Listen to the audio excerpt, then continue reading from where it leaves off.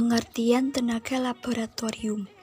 Tenaga laboratorium merupakan salah satu tenaga kependidikan yang mengabdikan diri dan diangkat untuk menunjang kegiatan proses pendidikan di laboratorium sekolah. Sebagaimana tenaga kependidikan lainnya, tenaga laboratorium sekolah juga merupakan tenaga fungsional. Oleh karena itu, diperlukan adanya kualifikasi, standar kompetensi, dan sertifikasi. Untuk mendukung proses pembelajaran, maka laboratorium harus dilayani oleh tenaga laboratorium sekolah yang kompeten. Setiap laboratorium memiliki tenaga laboratorium dapat terdiri dari laboran, teknisi, dan analisis sesuai dengan kebutuhannya. Yang pertama, laboran yaitu orang yang bertugas membantu aktivitas siswa atau mahasiswa di laboratorium indoor ataupun outdoor dalam melakukan suatu kegiatan pendidikan dan penelitian. Dalam melakukan tugasnya, seorang laboran bertanggung jawab dalam menyediakan peralatan yang diperlukan untuk kegiatan praktikum atau praktek kerja dan penelitian serta mengembalikan peralatan tersebut ke tempat semula, merapikan, dan membersihkan area kerja setelah kegiatan selesai dilakukan. Yang kedua, teknisi yaitu orang yang berperan untuk beroperasinya peralatan laboratorium, misalnya listrik, air, komputer, dan perbengkelan, di samping pemeliharaan atau perawatannya. Yang ketiga, analisis yaitu orang yang mempunyai keahlian untuk melakukan analisis dalam bidang tertentu. Selanjutnya yaitu pentingnya standar tenaga laboratorium. Nah, sebelum ke pentingnya standar tenaga laboratorium, kita singgung sedikit bagaimana kriteria dari laboratorium yang baik itu. Nah, laboratorium yang baik yaitu yang mempunyai fasilitas yang memudahkan pemakaiannya untuk melakukan aktivitas di dalamnya. Nah, fasilitas itu dapat berupa fasilitas umum maupun fasilitas khusus. Fasilitas umum sendiri yaitu fasilitas yang digunakan untuk semua pemakai laboratorium. Contohnya seperti penerangan, ventilasi, air, dan lain-lain. Sedangkan fasilitas khusus berupa peralatan dan mebeler. Contohnya seperti meja, kursi, papan tulis, lemari bahan, dan lain-lain. Selain laboratorium yang perlu disiapkan dengan baik, tenaga laboratorium juga harus memenuhi standar kegiatan agar praktikum berjalan dengan lancar. Nah, 4 kompetensi utama yang harus dipenuhi oleh seorang tenaga laboratorium tercantum dalam Permadiknas nomor 26 tahun 2008 yang mencakup 4 kompetensi, yaitu yang pertama kompetensi kepribadian, kompetensi sosial, kompetensi administratif, dan kompetensi profesional. Nah, keberadaan tenaga laboratorium di sekolah itu memberikan fungsi untuk membantu tercapainya tujuan pendidikan di sekolah. Pelayanan laboratorium dapat berjalan dengan baik dan profesional apabila tenaga laboratorium kompeten dalam menjalankan tugas, tanggung jawab, dan wewenang di dalam mengelola laboratorium pendidikan. Untuk menjalankan fungsi sebagai tenaga profesional yang akan memberikan pelayanan dalam mendukung proses pendidikan di sekolah, diperlukannya tenaga laboratorium yang mempunyai kualifikasi dan kompetensi yang diisyaratkan. Standar kualifikasi dan kompetensi akademik tenaga laboratorium sekolah diamanatkan dalam Peraturan Menteri Pendidikan Nasional Nomor 26 Tahun 2008 tentang Standar Tenaga Laboratorium Sekolah. Nah, dalam permadiksi tersebut disebutkan juga bahwa standar tenaga laboratorium sekolah itu mencakup kepala laboratorium, teknisi laboratorium, dan laboran sekolah. Oleh karena itu, pentingnya standar tenaga laboratorium agar dapat melaksanakan tugas dan fungsinya dengan baik. Dengan demikian, tenaga laboratorium dapat memberikan layanan laboratorium terbaik kepada peserta didik, guru, dan warga sekolah lainnya. C. Standar tenaga laboratorium sekolah. Dalam Peraturan Menteri Pendidikan Nasional Nomor 26 Tahun 2008 berisi tentang kemampuan merencanakan dan mengembangkan laboratorium, mengelola tentang kegiatan dalam laboratorium, dan tenaga laboratorium, memantau setiap kegiatan di laboratorium serta sarana dan prasarana yang ada di dalamnya, mengevaluasi kegiatan laboratorium serta tenaga laboratorium. Dengan adanya peraturan tersebut, maka laboratorium dapat dikembangkan secara profesional untuk mencapai target yang ditentukan, serta dapat melakukan inovasi baik dari segi personalia, kegiatan, peraturan, sarana, dan prasarana, serta lain sebagainya.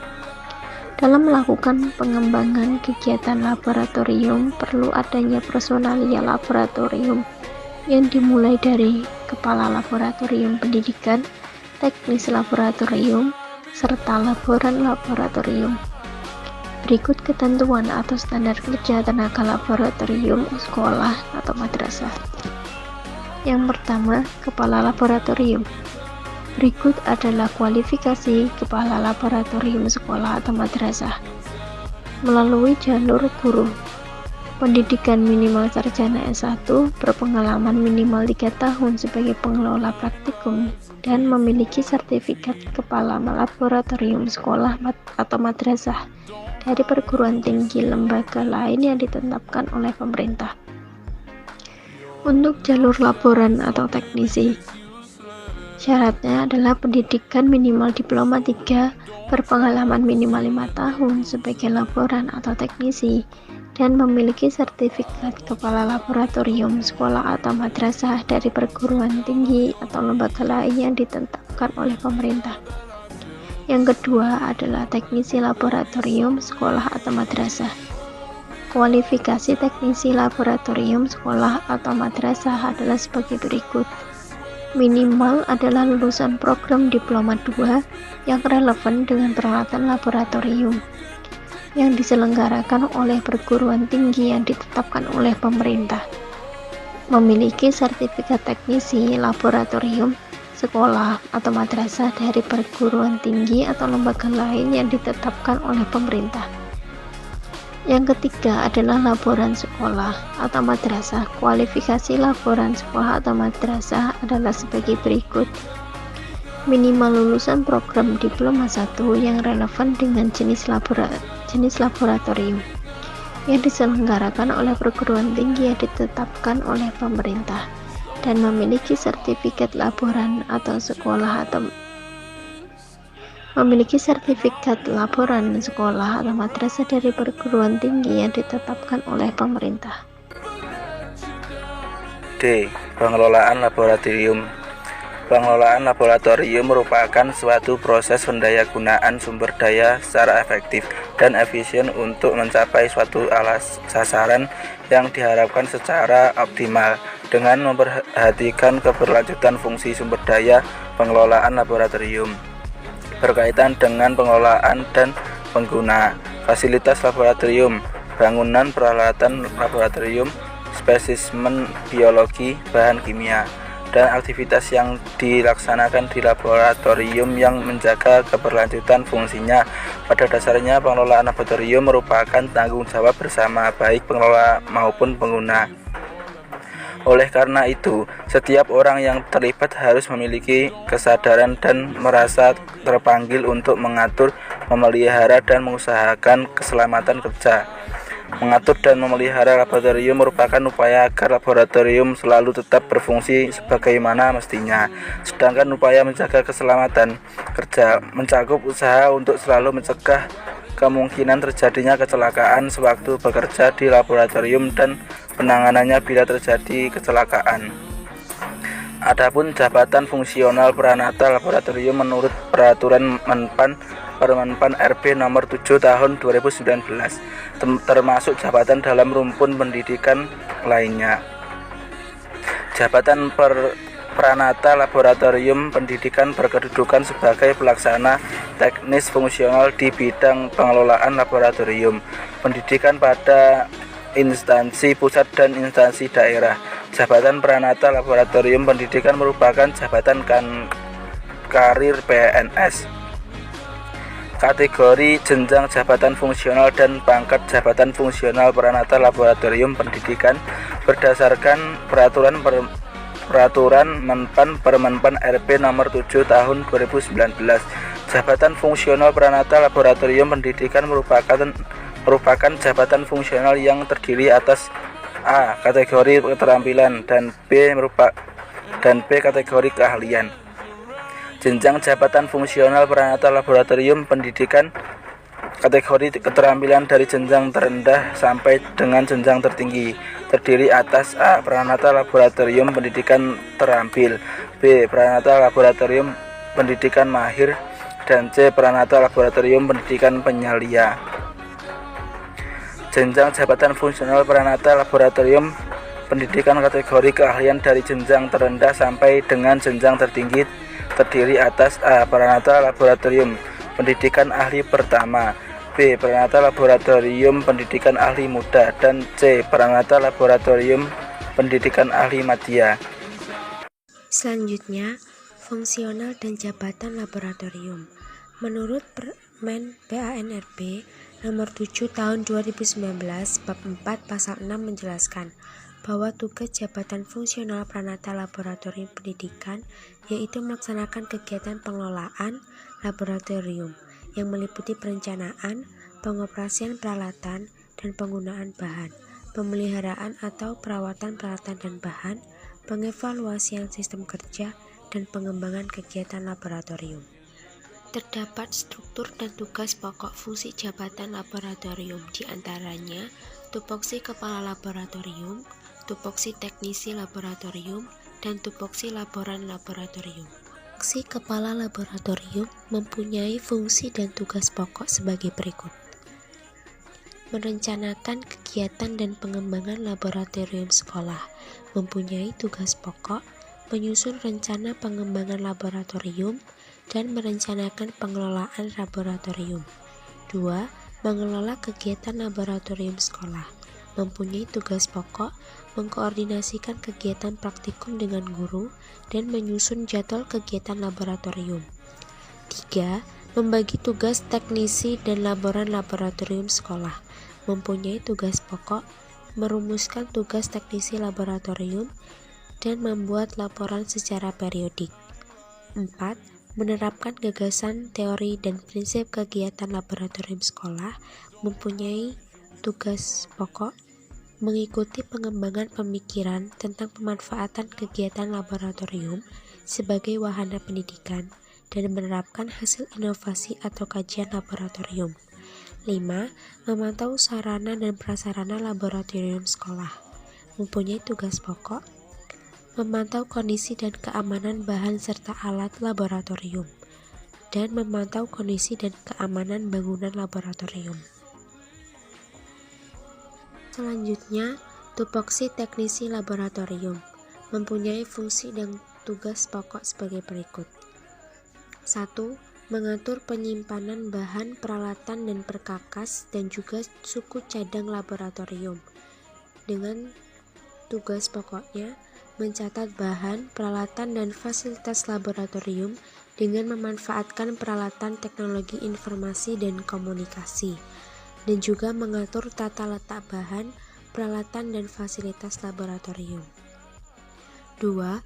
Menyiapkan kegiatan laboratorium.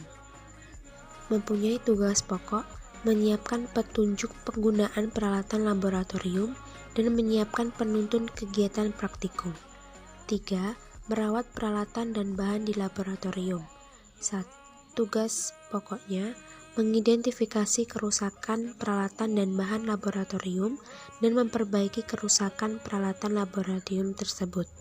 4. Menjaga kesehatan dan keselamatan kerja di laboratorium.